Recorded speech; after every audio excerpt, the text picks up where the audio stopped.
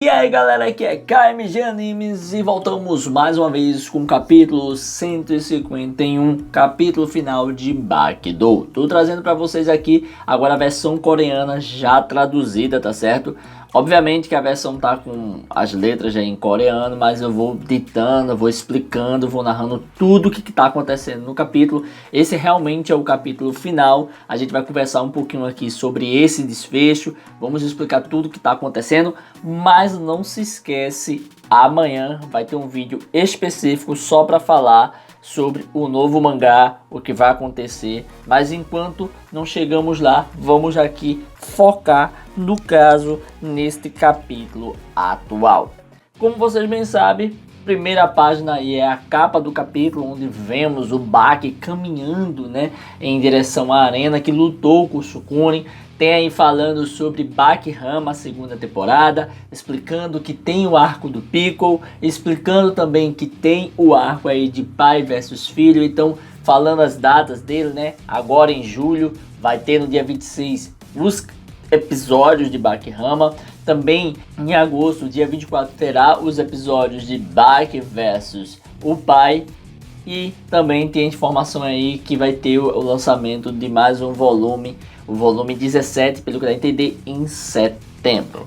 Passando dessa página, vamos para a primeira parte do capítulo em si, onde vemos o casal conversando, batendo papo, e ali um dos dois ali, no caso o cara, começa a dizer para ela que ali perto tinha raposas e guaxinins pulando.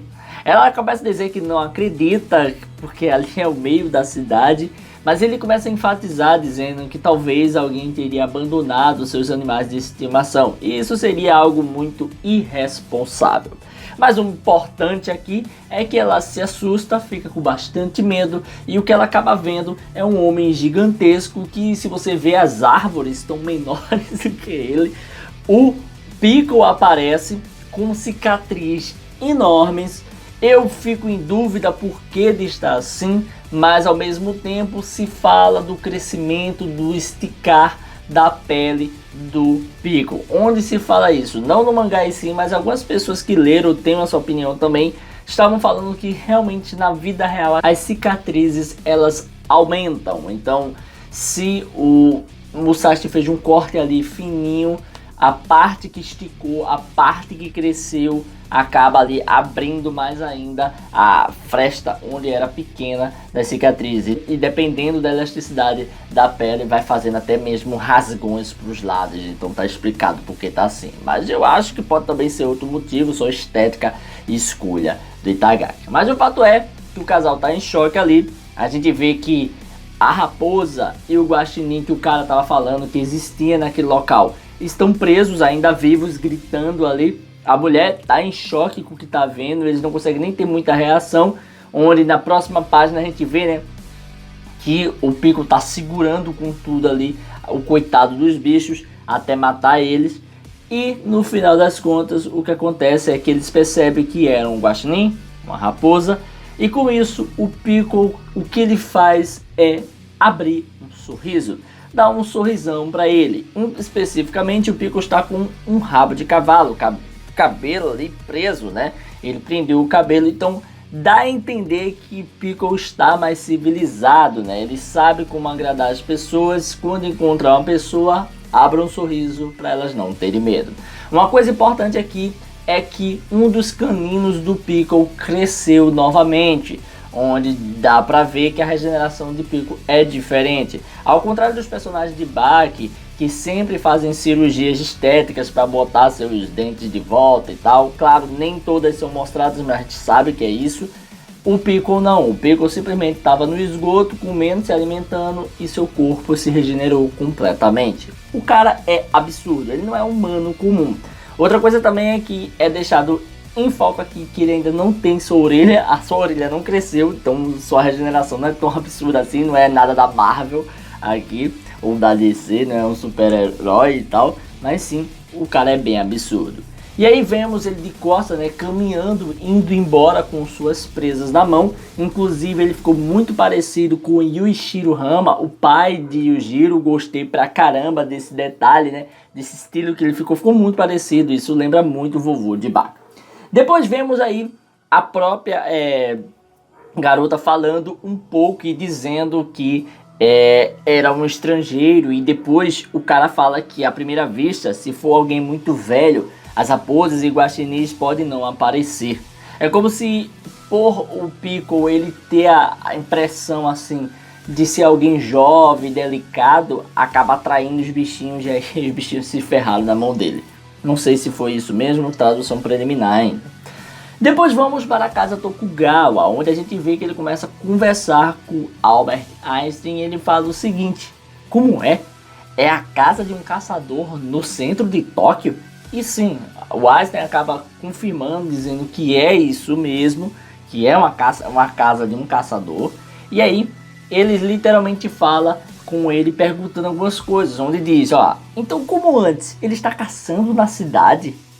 E o Einstein explica, ele está totalmente adaptado, um caçador urbano.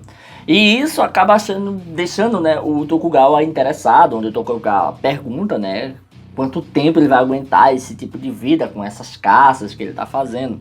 E o Einstein acaba dizendo que mesmo em uma cidade moderna, há rios, que seriam os canais, e há florestas, que seriam, no caso, os parques, onde ali se viu até o Piccolo andando, né, que se encontrou com o casal. E ele diz mais ainda, existem criaturas em grande número. Você esqueceu?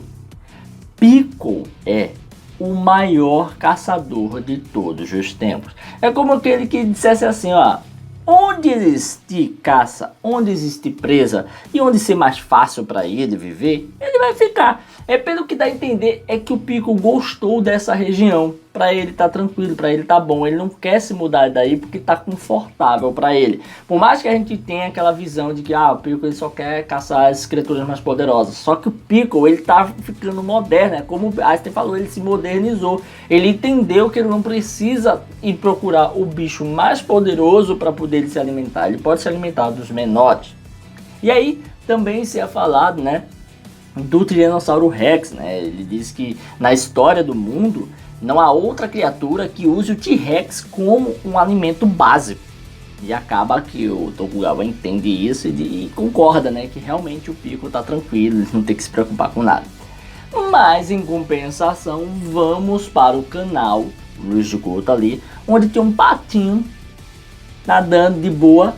E simplesmente o que acontece é que uma mão surge e quem é que está caçando esse pato é o Piccolo, que estava nadando ali, praticamente aquela sua área, aquele seu domínio. Ele pega o pato e fica observando até que começa a devorá-lo, vai comendo ali o pato de boa. E coincidentemente, um personagem já recorrente em Bakidou aparece e observa aquela cena. E aí se é dito o seguinte, ele passava ali por acaso, o dono de um restaurante, Tomofumi Matsunaga. E aí Matsunaga, ele vê aquilo, é notado pelo Piccolo, fica em choque, onde até mesmo se é dito que é a segunda vez na vida dele que ele encontra alguém relacionado a Baki. E aí o que que Piccolo faz? Apenas abrir um sorrisão, um sorriso bonitão lá para o Matsunaga. Interessante que ele sempre está usando esse artifício para acalmar as pessoas. Quando alguém vê ele, quando ele é visto por alguém, ele abre um sorriso e assim acalma todo mundo. Foi o que aconteceu com o casal, é o que está acontecendo com o Matsunaga aqui.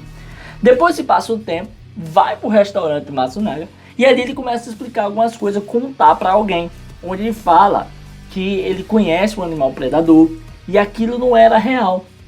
Pensa um pouco e acaba dizendo, né? Eu pude ver esse tipo de fantasia 2 vezes. Também começa a raciocinar um pouco mais até que ele se desespera e diz, olha, algo está acontecendo. E pergunta se ele estava louco e depois ele diz, é uma escala global, é em todo lugar que está acontecendo isso. E diz que sem dúvida tinha alguma coisa rolando. Só que ele não sabia explicar o que era. É porque ele é um cara comum, né? Um cara casual, um cara da rua. E a gente sabe muito bem que só foi revelado realmente para as pessoas pobres, as pessoas comuns e qualquer outro tipo de pessoa recentemente lá em Baki Hama, quando Baki lutou com seu pai. Fora isso, só quem sabia dos caras mais poderosos, que tinham poderes insanos, quase como super-humanos, né? Só quem sabia disso era quem era ricaço ou quem tinha acesso à arena subterrânea. E não era todo mundo. E é aí que vamos para outro lugar de novo. Vamos agora para o dojo de Motobi. Que está Motobi conversando com o Kato e o Gaia.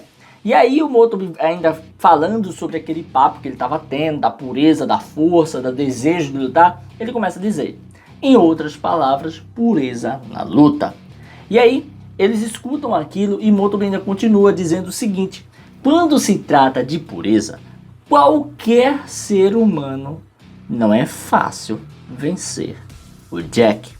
Onde deixa claro que o Jack é puro, é alguém que é literalmente puro instinto, é alguém que lembra uma fera, algo assim, né? Tão humano, podemos dizer isso, né? Que eles falou sobre isso, né? Como se ele fosse uma besta, uma fera, um animal enjaulado.